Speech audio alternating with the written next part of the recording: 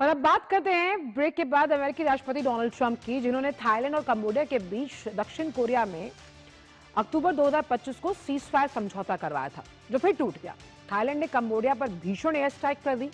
Air strike के बाद दोनों देश एक दूसरे पर हमला करने का आरोप लगा रहे हैं। थाईलैंड ने सोमवार को कंबोडिया के खिलाफ जब एयर स्ट्राइक शुरू की, उसके बाद दक्षिण पूर्व एशियाई पड़ोसियों के बीच युद्ध की एक नई दौड़ शुरू हुई है और वहीं दोनों पक्षों की तरफ से एक दूसरे पर आरोप लगाया जा रहा है। तो कहीं ना कहीं ट्रंप का ये सीज फायर फेल हुआ, ये पीस अग्रीमेंट 30 में बदल गया। एक बार फिर भिड़ते हुए नजर आ रहे हैं थाईलैंड और कंबोडिया, और ये थाईलैंड की जबरदस्त एयर स्ट्राइक की वजह से हुआ है। पूरे मामले को समझने की कोशिश करते हैं ग्राफिक्स के जरिए कि आखिरकार ये थाईलैंड और कंबोडिया के बीच किस तरह का विवाद है, इसे समझते हैं। तो विवादित सीमा पर जो थाईलैंड और कंबोडिया है, उस पर जबरदस्त हवाई हमले हुए। कंबोडिया की अगर बात की जाए तो थाईलैंड ने उस पर एयर स्ट्राइक की। थाई सेना ने जो उसका मिलिट्री इंफ्रास्ट्रक्चर है उसको टारगेट किया, कंबोडिया का। दोनों पक्षों के बीच अब आरोप और प्रत्यारोप का दौर जारी है। थाई सेना का कंबोडिया बॉर्डर पर F-16 जो है वो तैनात है और हमले में जो 6 कंबोडियाई लोगों की मौत भी हुई है, 9 घायल हैं। थाईलैंड का एक सैनिक भी मारा गया, 18 घायल हैं। दोनों देशों ने अगर देखा जाए तो लाखों लोगों को सुरक्षित स्थानों पर स्थानांतरित किया भी है। लेकिन आखिरकार वो जो पीस एकॉर्ड रहा, वो सीज फायर जो था, वो फेल क्यों हुआ? ट्रंप ने जिस तरह से दोनों देशों के बीच इस सीज फायर को करवाया था, वो फेल क्यों हुआ, वो आपको बताते हैं। तो जुलाई में दोनों देशों के बीच सीमा विवाद बढ़ा, सीमा विवाद संघर्ष में तब्दील हुआ। दोनों देशों के एक दूसरे पर ने भारी गोलीबारी भी की, जिसमें 48 लोग जो थे वो काल के गाल में समा गए। मलेशियाई प्रधानमंत्री और ट्रंप ने इस पूरे मुद्दे पर मध्यस्थता की। दोनों देशों के बीच युद्ध विराम समझौता भी हुआ।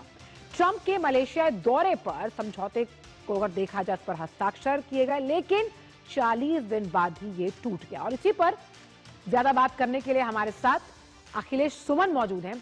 अखिलेश, कंबोडिया और थाईलैंड में जिस तरह से इस वक्त स्थितियां बहुत खराब है, हालांकि वो पीस अग्रीमेंट कहीं ना कहीं फेल होता हुआ नजर आया, इस वक्त वहां की जनता का क्या हाल है और अब मध्यस्थता की कौन सी नई राह आगे समझ में आती है?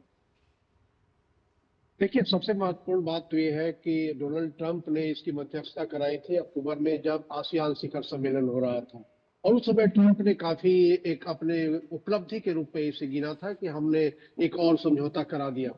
अब जब फिर से एक बार कंबोडिया और थाईलैंड की सेना आमने सामने है, ऐसे में ट्रंप की तरफ से कोई बयान नहीं आ रहा है। उनके अधिकारी जो भी है वो सूत्रों के हवाले से अब छुप कर बातें कर रहे हैं, कोई साफ साफ बात नहीं कर रहा है। तो निश्चित तौर पे यह काफी निराशा वाली बात है कि दक्षिण पूर्व एशिया के दो देश जो लगातार संघर्ष में है, एक मंदिर को लेकर और एक टेरिटरी को लेकर। हालांकि मंदिर का मुद्दा हल हो गया, मंदिर वो जो है वो थाईलैंड के कब्जे में आया है और सभी इसे मान रहे हैं। लेकिन कंबोडिया की सेना जो है, वो कंबोडिया की सेना या कंबोडिया की सरकार यह कहती है तो उसके आसपास के इलाके में हम किसी को प्रवेश न करने देंगे, इसलिए लैंड माइन बहुत पुराना लगा हुआ है। अभी एक लैंड माइन ब्लास्ट हुआ जिससे कि कंबोडिया का सैनिक मारा गया। इसके बाद से थाईलैंड ने उसका जवाबी कार्रवाई की, जबकि जी। कंबोडिया ने कहा कि ये जो पुराना लैंड माइन है, खमेर रूज के समय का लैंड माइन है जो फट गया है। तो निश्चित तौर पे यह एक ऐसी बात है जिसमें कि दोनों एक दूसरे पर आरोप जी, प्रत्यारोप लगा लेकिन रहे हैं। अखिलेश, अब अब अब अगर ऐसे में जी जी, मलेशिया और अमेरिका को साथ मिलकर आना चाहिए था, उनको सीधे हस्तक्षेप करना चाहिए था, मॉनिटरिंग सिस्टम को फिर से बहाल करना चाहिए था, जिसकी अनुपस्थिति अभी खल रही है। जी।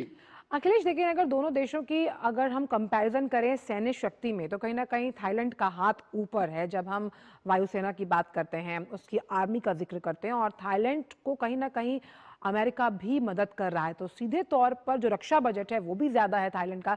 ऐसे में कंबोडिया, उसकी जनता, उसकी जो राजनीतिक संरचना है, आर्थिक व्यवस्था है, उसको नुकसान होता हुआ। हाँ, देखिए, निश्चित तौर पे ऐसे संघर्षों में तो अमूमन ये बातें आती हैं कि जिसके पास सैन्य शक्ति ज्यादा है और खास करके जो उच्च तकनीक वाली क्षमता है, जैसे F-16 विमान काफी अहम विमान माना जाता है जो हमले के लिए अमेरिका का दिया हुआ है। तो यह विमान है थाईलैंड के पास जी। है। कंबोडिया के पास इस तरह के विमान नहीं है। निश्चित तौर पे कंबोडिया एक इस मामले में कमजोर देश है। लेकिन देखिए, होता यह है कि दो संप्रभुता संपन्न देश जब लड़ते हैं तो केवल यही नहीं होता कि जो देश मजबूत है उसको नुकसान कम होगा, जो कमजोर है उसको नुकसान ज्यादा होगा, बल्कि नुकसान दोनों तरफ जी। होता है। कंबोडिया के प्रधानमंत्री ने हालांकि थाईलैंड को चेतावनी दी है कि वो नागरिक ठिकानों पे हमले नहीं करे। लेकिन निश्चित तौर पे जब कंबोडिया की तरफ से भी हमले होते हैं तो थाईलैंड के लोगों को भी जी। नुकसान पहुंचता है।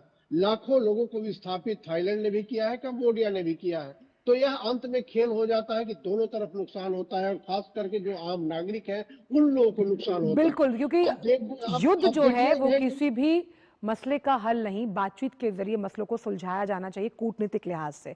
बहुत बहुत शुक्रिया अखिलेश, समय हमारे पास कम है इन तमाम जानकारी को।